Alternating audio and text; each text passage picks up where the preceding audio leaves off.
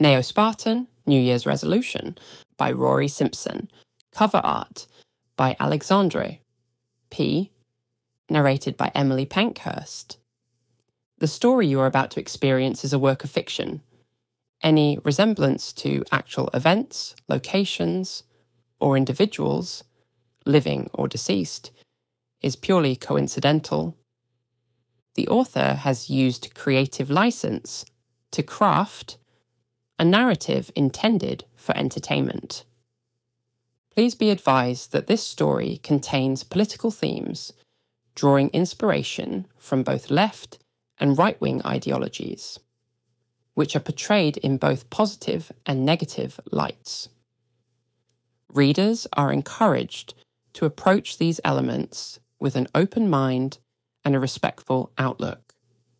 This work seeks to represent a range of perspectives and foster thoughtful reflection on contemporary issues through a fictional lens. The voice used in this production was created using Elevenlabs voice synthesis technology. The original voice actor provided full permission for the use of their voice and was appropriately compensated for their contribution. All rights have been secured, and the use of this voice complies with ethical and legal standards. Chapter 1. New Year's Resolution. When we envision the future, our minds often conjure dazzling innovations. Solar-powered vehicles gliding silently along glistening motorways, indulgent foods stripped of calories, yet rich in flavour, and the eradication of age-old diseases that once haunted humanity. Yet, amid these extraordinary advancements, one timeless aspiration remains achingly out of reach: the elusive dream of world peace. In this vivid imagining of the 23rd century, we follow the life of Nick Adams, an otherwise ordinary teenager, whose decisions may shape the very course of civilization. For better or for worse, the world Nick inhabits is still reeling from the aftermath of the Grand War, a cataclysmic global conflict that concluded in 2275. The war's shockwaves, both political and psychological, shattered the existing global order. The European Union, long celebrated as a symbol of international unity, fractured under the weight of rising nationalism. Member states, driven by self-interest and cultural revivalism, withdrew to reclaim their sovereignty. Across the Atlantic, the United States found itself torn asunder.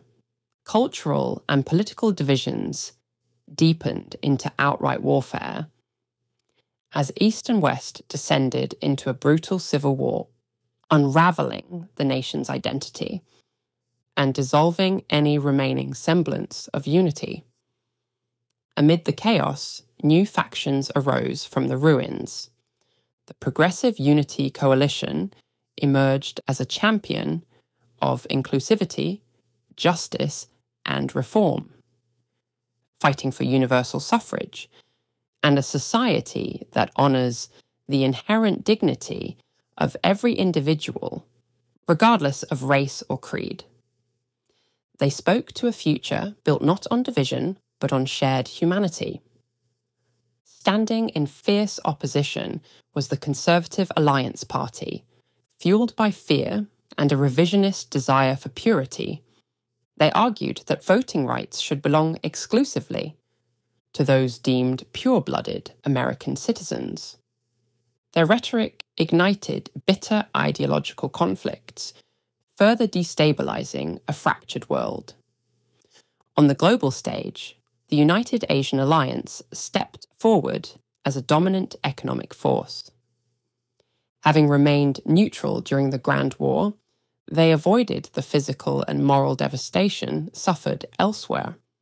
Their influence, bolstered by investment and trade, stirred equal measures of admiration and suspicion. Their neutrality proved both a strategic masterstroke and a source of global controversy, prompting fierce debate among world leaders over the true cost and power of staying uninvolved. As governments recalibrated and alliances shifted, the future came to rest, not solely in the hands of politicians or generals, but in the hearts of a new generation. Among them, Nick Adams stood unknowingly at the edge of destiny, a reluctant heir to a future shaped by love, loss, and unflinching resolve. For the past 2 harrowing years, the terrorist organisation known as the Black Death has spread a paralysing net of destruction and despair across the globe. Operating under the command of the elusive and sinister figure known only as Thanatos, this group has unleashed a relentless tide of autonomous killing machines.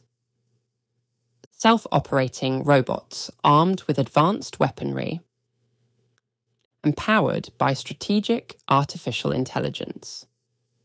Ruthless, efficient, built for annihilation, they have claimed more than 25 million lives, leaving cities in ruin and dragging once prosperous civilizations to the very brink of collapse. But Thanatos' evil transcends brute force. His campaign is not merely one of eradication, it is one of calculated desecration.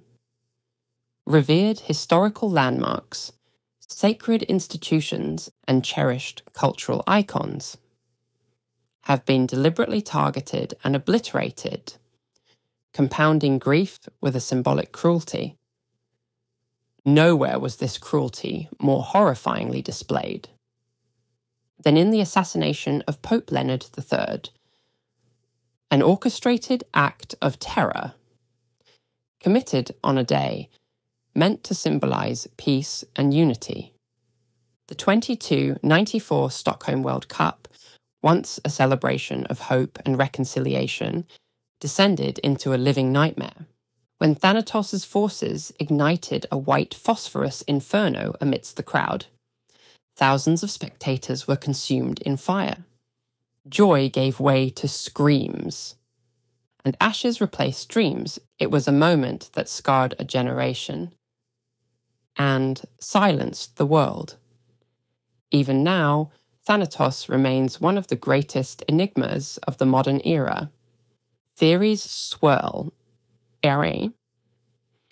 Some claim he is a rogue military strategist. Others whisper of corporate betrayal or a personal vendetta rooted deep in forgotten history. Yet the truth remains maddeningly out of reach. His face is unknown, his past a void, his motives, whether ideological, emotional, or something darker, are cloaked in shadow. All that remains visible is the carnage he leaves behind. And so, in the midst of this new dark age, our story begins. In the unassuming English town of Biggleswade, nestled amidst the tranquil, frost-kissed hills of East Anglia, the new year arrived with laughter, fireworks, and the fragile promise of hope. As neighbours embraced and snowflakes danced in the morning air, none could foresee the storm approaching. For 15-year-old Nick Adams, this day would mark the end of innocence and the beginning of everything. At just 15 years old, Nick Adams was already a striking presence. In the quiet town of Biggleswade, his vivid red hair marked him out like a flame against the muted canvas of rural life, a symbol of quiet individuality in a world growing ever more chaotic. He lived with his parents in a modest home, filled with warmth and laughter. His mother, Sarah, was a beloved local nurse, known for her steady compassion. and calm in times of crisis. His father, David Dash, a retired Scottish security officer, was a pillar of strength and protectiveness. His solid frame and quiet confidence offered reassurance in an age when certainty was scarce. That New Year's Eve had been peaceful. The Addams family celebrated, simply enjoying each other's company. As fireworks crackled in the distance, they had no way of knowing that this night, so full of comfort and routine, would be the last they would ever spend together. Beneath the calm, fate was already moving, quietly unravelling the threads of their lives. As the evening deepened, revellers slowly made their way home. The joyous shouts and laughter that had filled the air began to fade, giving way to a hush. That settled over the town like a blanket. The streets emptied. The only sounds now, the crunch of distant footsteps and the faint rustle of wind through bare trees. Snow began to fall. In slow, delicate spirals, softening rooftops, silencing roads, and rendering the town a picture of wintry serenity. The world, for a moment, seemed frozen in time. But even beauty can conceal danger. As they walked together through the stillness, David suggested a shortcut, one that wound through a narrow alleyway. It was a path seldom taken, especially at night. Locals avoided it for reasons they rarely spoke aloud. Something about the place felt wrong. Abandoned, forgotten, as though the town itself had turned its back on it. The alley loomed ahead like a wound carved between buildings. Its brick walls were damp and worn, its flickering street lamp casting long, broken shadows. Darkness clung to every crevice. The air carried a rank, almost chemical odour, something sharp and stale that curled in the nostrils. It smelled of decay, of things better left undisturbed. To distract himself, and perhaps his parents, from the oppressive atmosphere that clung to the alley, Nick attempted light conversation. "So," he said, forcing a smile, "New Year's resolutions? Anyone?" His voice wavered slightly. An echo of forced normality, in a place that felt anything but. Yet, instead of easing the tension, his words seemed to deepen it. David and Sarah exchanged a glance. Fleeting, but loaded with meaning. Nick caught it. There was something unspoken lingering behind their eyes. A discomfort etched in the furrow of David's brow, in the tremble of Sarah's lips. Their silence wasn't just weariness, it was anticipation. "Nick," David began, his voice low and solemn, the weight of his words hanging heavy in the air. "It has been the greatest privilege of my life to call you my son these past 15 years. Sarah reached for Nick's arm, her touch soft but urgent. Her voice trembled. "But we believe it's time you knew the truth. About yourself." Nick blinked, heart quickening. "What do you mean? What truth?" The words had barely left his mouth when the night was torn apart by a sudden, deafening crack. A gunshot. David staggered backwards, blood spraying across the freshly fallen snow in a violent splash of red. The purity of the moment shattered. Sarah screamed. Sharp, raw, and primal, time seemed to slow. as David collapsed to his knees, then crumpled onto the ground, lifeless. Nick stood frozen in horror, his chest heaving, eyes locked on the spreading stain of crimson beneath his father's body. Then came a sound, low and mechanical, a buzzing hum that grew louder with each second. From the depths of the alley's shadows, a figure emerged. It stopped a few feet from them. With terrible delight, it said, its voice cold, clipped, and utterly devoid of compassion, a New Year's gift from Thanatos. It raised its arm and fired again. The shot struck Sarah squarely in the chest. She fell beside David, with a thud that reverberated in Nick's bones. The world tilted, reality disintegrated. Nick collapsed to his knees, a wail of pure anguish tearing from his throat. Tears streamed down his cheeks, his breath coming in broken sobs, as he stared at the lifeless bodies of the only people he had ever truly known or loved. Grief twisted into fury.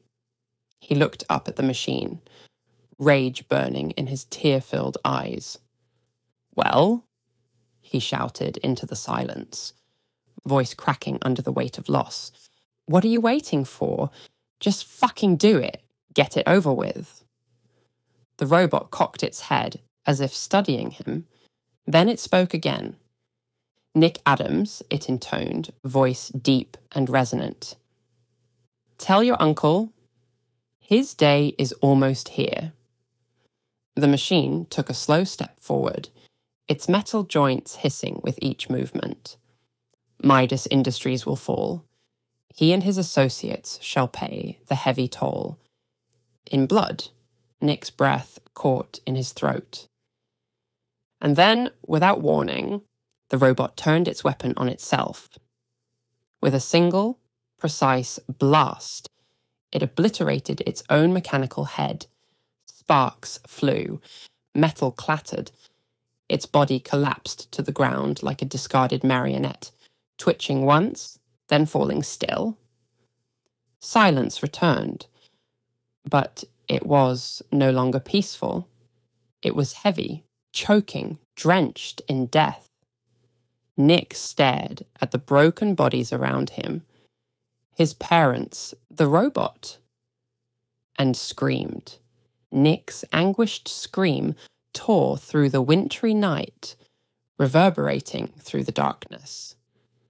Like a wounded animal's cry. His heart felt as though it had been cleaved in two, the icy air unable to dull the burning weight of his sorrow. Then, against all hope, he heard it, a gasp, weak, laboured. David was still alive. Nick snapped out of his despair, adrenaline surging through him as he stumbled to his father's side. He dropped to his knees, hands trembling as he tried to assess the damage, desperate to hold on to the fragile thread of life, slipping through his fingers. David's body was shaking, his breaths shallow and ragged. Each inhale seemed to carve pain into his chest. Nick, he rasped, his voice little more than a whisper, barely audible over the wind. "Dad, no, don't give up. I'll get help, I'll call someone. Just hold on," Nick cried, his voice breaking, his mind refusing to accept the inevitable. "You're going to be all right. You have to be." But David's eyes told a different story. There was no fear in them now, only sorrow and a quiet acceptance. He reached up, placing a shaking hand on Nick's arm. "The bullet hit my lung," he said with grim finality. "I'm not going to make it, son. There's no time. You need to listen." Nick bit his lip to hold back the sobs. He clutched his father's hand as though his grip alone could anchor him to life. "Go to London," David said. "Find your uncle. William Stenhouse, he'll protect you. He reached into his coat and pulled out a worn leather wallet, placing it firmly into Nick's trembling hands. This will get you there. There's enough money. And my Midas Industries ID. His breath hitched. Tell William everything. He'll know what to do. Tears spilled freely down Nick's cheeks, the cold biting at his face. His entire body shook. Not just from the freezing air, but from the dawning realization that he was about to lose everything. David's voice dropped to a whisper, barely hanging on. No matter what lies ahead, I know you'll make us proud. Those final words lingered in the air, fragile and sacred. Then, silence. David's eyes lost their light. His chest fell still. He was gone. A raw cry escaped Nick's lips as he buried his face against his father's chest, unwilling to let go. He begged, pleaded, whispered through his tears. But the terrible truth settled in, like frost upon his skin. The warmth had already left David's body. The man who had been his protector, his teacher, his father,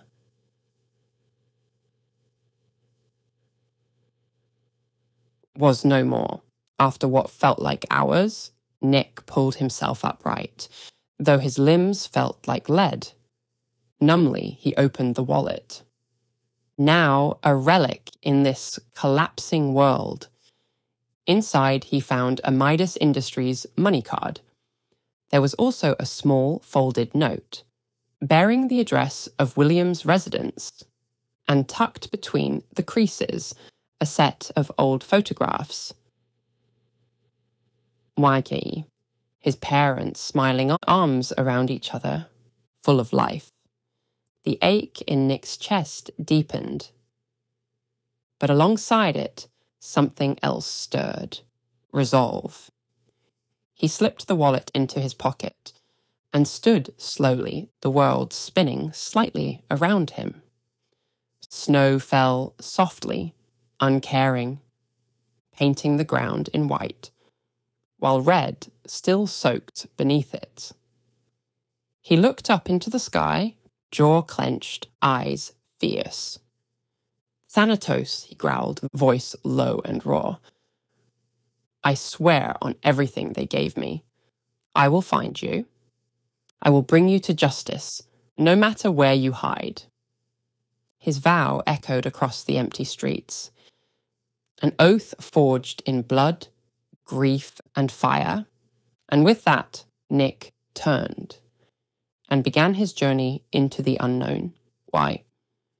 Every step driven by the fire of vengeance and the memory of all he had lost. Upon arriving at the bustling station, Nick clutched the Midas Industries money card. The last tangible link to his parents. His hands trembled, with a volatile mix of urgency and anxiety, as he approached the ticket terminal. Every movement felt watched, every sound suspicious. He cast furtive glances over his shoulder, heart pounding, half expecting a mechanical shadow to emerge from the crowd. The latest Black Death attack had already reached the news feeds, spreading like wildfire. Rumours rippled through the station. Like electricity, with a relentless snowstorm bearing down on the region, the trains were in disarray. A 16-minute delay was posted in angry red text on the departures board. An eternity for someone in flight. He waited on platform 1, cold biting into his fingertips, his breath clouding in the frigid air. Eventually, the shriek of metal on rails signalled the arrival of an older warp rail 9,000 unit. The train groaned into the station, its aging frame starkly out of place among the streamlined models. That had been decommissioned during the collapse. Steam hissed, the whistle screamed, but for Nick, the noise barely registered. He turned once more and looked back. Biggleswade, his home, his childhood, his everything, stood silent in the snow. Familiar rooftops now felt like ghosts. Streets that once echoed with laughter were now painted with grief. It struck him with cold certainty he would never call this place home again. A tear rolled down his cheek. He wiped it away. He stepped aboard the train into the unknown. The cabin was eerily quiet. He found an empty four-seater and slid into the window seat. The hum of conversation from other passengers drifted around him.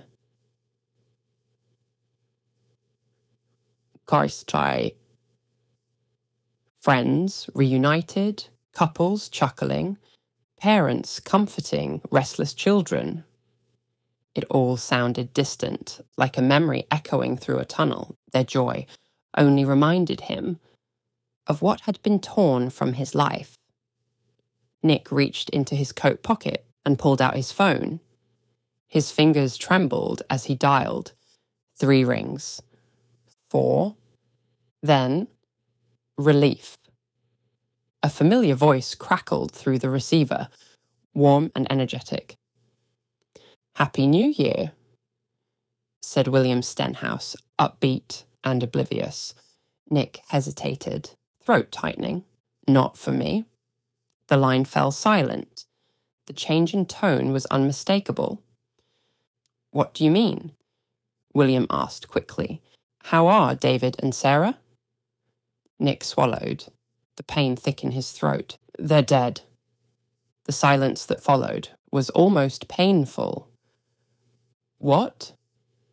William's voice came through, strained, barely a whisper. "What happened?" Nick told him every brutal detail. The alley, the robot, the blood, Thanatos' message. His voice cracked at moments, but he didn't stop. He couldn't.